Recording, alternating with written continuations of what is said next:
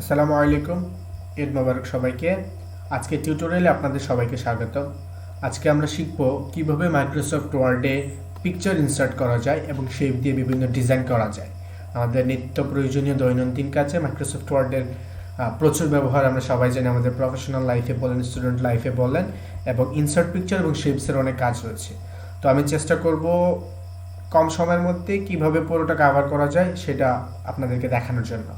তো শুরুতেই আমরা আমাদের আজকের ফার্স্ট টপিকে চলে যাই। আমাদের আজকের ফার্স্ট টপিক হচ্ছে ইনসার্ট পিকচার্স।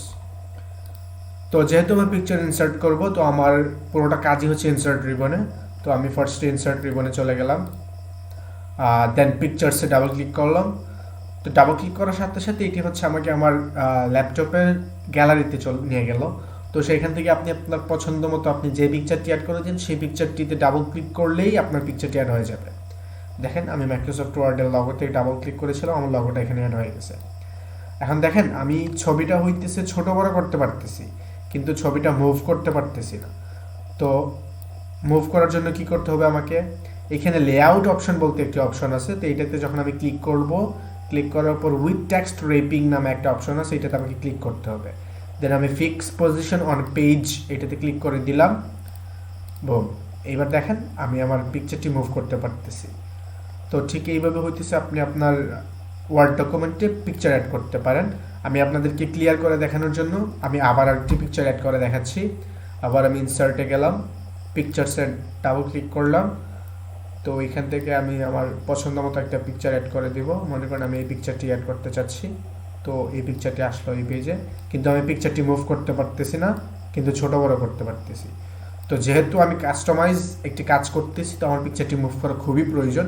মনে করেন আমি চাচ্ছি মাইক্রোসফট ওয়ার্ডের পাশে আমার পিকচারটা নিয়ে যেতে। তো কি করতে হবে? আমাকে লেআউট অপশনে যেতে হবে, উইথ টেক্সট রেপিং ক্লিক করতে হবে, fix position on page click করতে হবে, দেন হয়ে যাবে কাজ। আমি আমার পিকচারটি মুভ করতে পারতেছি, এখন ইচ্ছা মতো যে কোনো জায়গায় নিয়ে যেতে পারবো। তো আমি পিকচারটি ছোট করলাম। আমি চাইলে এটার উপরেও রাখতে পারি, এটার নিচেও রাখতে পারি, এটাকে বাম পাশে সরিয়ে এটা ডান পাশে রেখে দিতে পারি। তো আশা করি সকলে বুঝতে পারছেন কিভাবে আমরা আমাদের ওয়ার্ড ডকুমেন্টে একটি পিকচার ইনসার্ট করব। তো এখানে পিকচার ইনসার্ট করার পর অনেকগুলি কাজ করা যায়, পিকচারকে কাস্টমাইজ করা যায়। যেমন আমি এই পিকচারটি চাচ্ছি ক্রপ করতে, তো কি করতে হবে? রাইট ক্লিক করতে হবে, দেন এইখানে ক্রপ নামে একটা অপশন আসবে, এটাতে ক্লিক করব। দেন আমি আমার পিকচারটি ক্রপ করতে পারবো। মনে করেন আমি জাস্ট ঘরটা দিতে চাচ্ছি, এই এতটুকু আমার ক্রপ করে দিলেই হয়ে যাবে।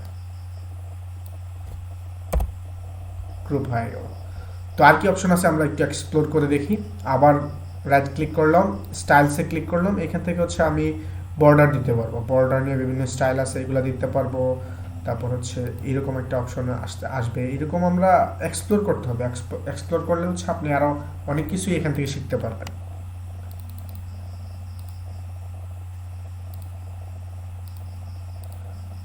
তো ঠিক এইভাবে হচ্ছে আপনি পিকচারটি চাইলে কাস্টমাইজও করতে পারেন। যেমন আমি এই পিকচারটি আবার দেখাচ্ছি। আমি পিকচারটি আমি ক্রপ করতে যাচ্ছি। আমি পিকচারটিতে সিলেক্ট করব, রাইট ক্লিক করব, ক্রপে ক্লিক করব, দেন আমি পিকচারটি ক্রপ করে দেব।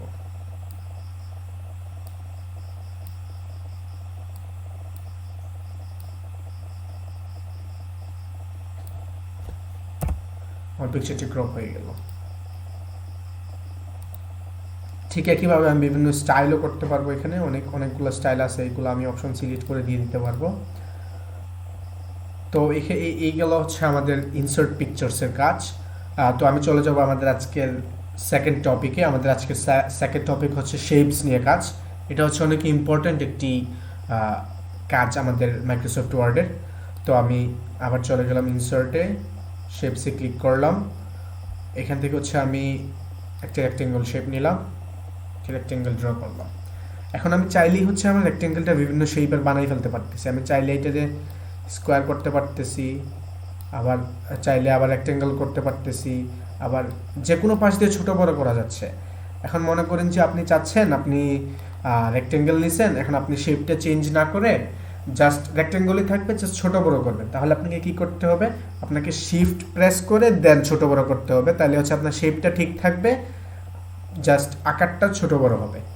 মানে শেপটা ঠিক রেখে জাস্ট ছোটো বড়ো হবে, এটা হচ্ছে কাজ। তো আপনাকে কি করতে হবে? শিফটে প্রেস করে দেন ক্লিক করতে হবে। তো আমি এখন এই শেপটাতে ক্লিক করলে আমি চাইলে শেপের ফিল কালারটা চেঞ্জ করতে পারবো। মনে করেন আমি এটাকে রেড কালার করলাম, আবার চাইলে আমি এটাকে গ্রিন কালার করে দিতে পারি, আবার শেপ আউটলাইন চাইলে আমি মনে করেন রেড কালার দিয়ে দিলাম। তো শেপ ইফেক্টে ক্লিক করলে আবার অনেকগুলোই অপশন আসবে, এখান থেকে আপনি আপনার ইচ্ছা মতো 3D ইফেক্ট দিতে পারবেন, রিফ্লেকশন দিতে পারবেন, গ্লো দিতে পারবেন, ইচ্ছা মতো গ্লো দিতে পারবেন। এইভাবে হচ্ছে অনেক অনেক কাস্টমাইজ করা যায় শেপগুলোকে। তো আমি আরেকটা জিনিস আপনাদেরকে দেখাই দিতে চাই, এই যে কোনো পেজের বা যে কোনো রিবনের যে কোনো কাজে নিচে যখন এই অ্যারো চিহ্নতে আপনি ক্লিক করবেন তখন হচ্ছে আপনি আরও বেশি কাস্টমাইজ করার অপশন পাবেন। এবং এই কাস্টমাইজটা আপনি যখন খুব বেশি কাস্টমাইজ করতে চাচ্ছেন বাট আপনি অপশন পাচ্ছেন না, তখন এই অ্যারো চিহ্নতে ক্লিক করলেই হচ্ছে আপনি আরও বিভিন্ন অপশন পেয়ে যাবেন। এখন মনে করেন আমি এই শেপের ভিতর চাচ্ছি যে আমি একটা পিকচার অ্যাড করতে, তাহলে কী করতে হবে, আমাকে ফিলে ক্লিক করতে হবে, পিকচার ও টেক্সচার ফাইলে ক্লিক করতে হবে, দেন এখানে ফাইল ক্লিক করে আমি একটা পিকচার ইনসার্ট করে দিলাম, বুম হয়ে গেল। আমার শেপের ভিতর আমি একটা পিকচার অ্যাড করতে পারলাম। এইভাবে হচ্ছে আপনি একটা শেপের ভিতর যে কোনো পিকচার অ্যাড করতে পারেন। আবার মনে করেন আমি চাচ্ছি যে না আমি পিকচার অ্যাড না, আমি এটার ভিতরে একটা গ্রেডিয়েন্ট ফিল দিব, তাহলে কী করতে হবে, গ্রেডিয়েন্ট ফিলে ক্লিক করতে হবে, এইখানে এই কালার দিলাম, আর হচ্ছে এই পাশে মনে করেন আমি আবার ব্লু কালার দিলাম। এইভাবে হচ্ছে আপনি বিভিন্ন গ্রেডিয়েন্ট ইফেক্ট দিতে পারেন। এখানে আপনি চাইলে বিভিন্ন ধরনের ডিজাইন করে ফেলতে পারেন।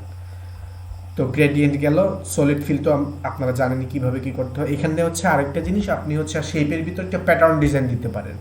তো মনে করেন প্যাটার্ন ফিলে ক্লিক করলেন, তারপর এখান থেকে হচ্ছে বিভিন্ন প্যাটার্ন আছে, আপনি প্যাটার্নগুলো সিলেক্ট করলেন, তারপর হচ্ছে আপনি চাইলে প্যাটার্নের কালারও চেঞ্জ করতে পারেন। এখান থেকে ফরগ্রাউন্ডের একটা কালার দিলেন, আবার হচ্ছে ব্যাকগ্রাউন্ডের একটা কালার দিলেন।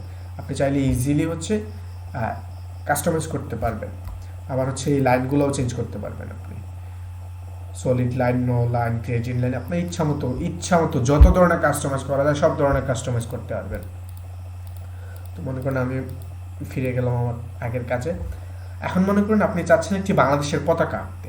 এখন কি করবেন, যেহেতু এখানে আমি অলরেডি সবুজ একটা রেক্টেঙ্গেল নিয়ে রাখছি, জাস্ট পিছনের গ্লোটা আমাকে সরাই দিতে হবে। আমি নো গ্লো দিলাম, আউটলাইন হচ্ছে নো আউটলাইন, হ্যাঁ। তো জাস্ট একটা গ্রিন রেক্টেঙ্গল আসলো। এইবার আমাদেরকে কী করতে হবে, একটা সার্কেল আনতে হবে। তো আমি আবার শেপে গেলাম, দেন একটা সার্কেল নিলাম, আমি হচ্ছে এখানে সার্কেলটা দিয়ে দিলাম।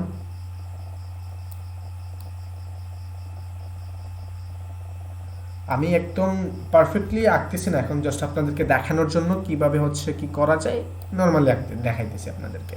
তো আমি আমার সার্কেলটা সিলেক্ট করা আছে, শেপ ফিলে ক্লিক করলাম, রেড কালারটা দিয়ে দিলাম, শেপ আউটলাইনে ক্লিক করলাম, নো আউটলাইন দিয়ে দিলাম।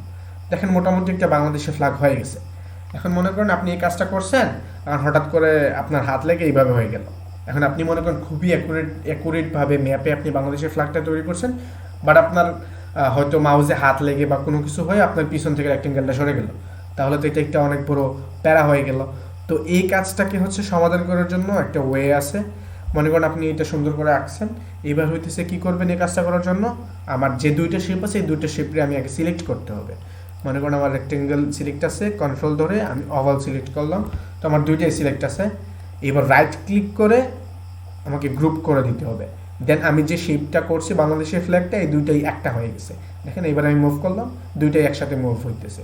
তো ঠিক এইভাবে হচ্ছে আপনি শেপ ইউজ করে অনেকগুলা ডিজাইন করতে পারেন, কাস্টমাইজ করে আপনার ওয়ার্ডে আরও প্রাণবন্ত করতে পারেন অনেক ডিজাইন দিয়ে।